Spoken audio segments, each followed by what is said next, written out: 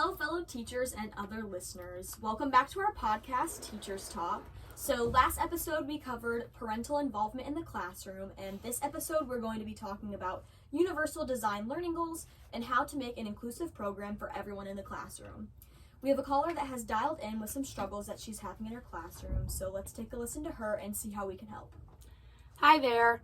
I am going to keep this completely anonymous, but in my classroom I have been struggling with seating arrangements for my students and how to implement a universal learning goal for all of my kids. I have specifically 5 students that I am struggling to help because all of the students' disabilities vary. I have a child with a traumatic brain injury who can be aggressive at times. I have a child who has a stutter and only likes to talk to me and not his peers. I have a child with ADHD. One of my other kiddos has autism, and the other one has dyslexia. I am struggling so much to make an inclusive lesson because I am doing a lesson on comparing and contrasting books using a Venn diagram. Not all of my kids are at the same reading level, and so it makes it difficult, especially when some of them are not able to interpret the text.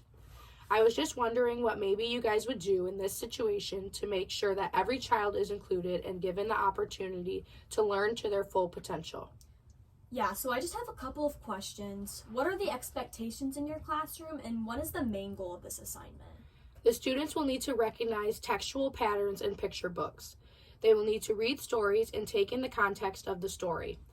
They will then need to organize similarities and different information about the two topics to make a point. They will use a Venn diagram to accomplish this. They then will need to write about the Venn diagram that they just completed. They will recognize and use transitional writing devices between the two stories. The universally designed learning goal is that they need to be able to comprehend stories and then identify the two similarities and differences between the two. The expectations that I set in my classroom are to raise your hand with questions about this lesson, stay focused on completing the Venn diagram, listen and be respectful of your peers' opinions on the stories, and also they are expected to actively engage and participate in the activity. Just to touch right away on your expectations, a good way to enforce this is a reward system that they can hit these expectations. It would be nice to have a treasure chest of rewards, like for a way to congratulate them for completing a task properly. That's actually a really good idea. I do something similar where I have an award system for my students where you collect tickets throughout the week, and then at the end of the week, if you have enough tickets from completing your tasks, they can go to the treasure chest and pick out a fidget toy. My students really love fidget toys, so this makes for the perfect reward for them. I find that it motivates them to stay on task and encourages them to ask questions. Good idea. Now to touch on the main issue.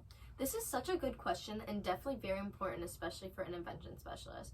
I find in this situation, from personal experience when I am working with students, a common barrier I find my students experiencing with these types of lessons is not understanding the assignment nor the book. And in this case, when that happens, a lot of times they just seem to stop paying attention altogether to the lesson.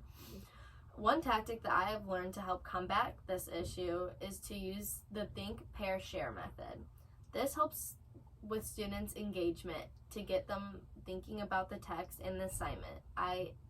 It also helps the students to learn from other people's perspectives. I completely agree with that, Bridget, but just adding on that representation is super duper important. A lot of students struggle with comparison, so this is a way to tackle this.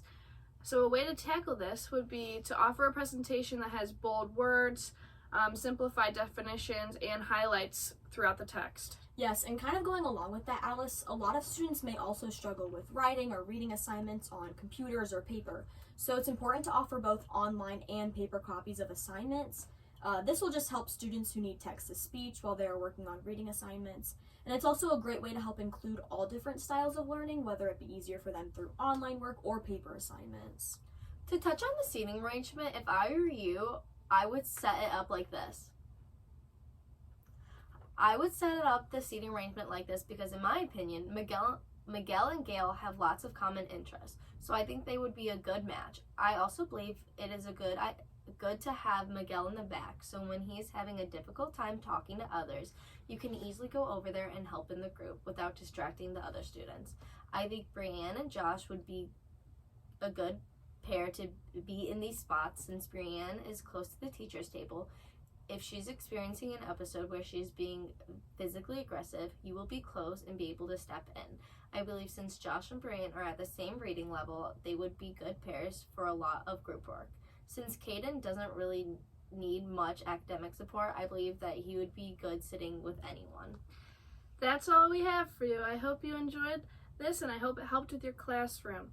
I hope you enjoyed this episode of Teachers Talk. Next episode, we will be discussing inclusive playgrounds. Have a happy day!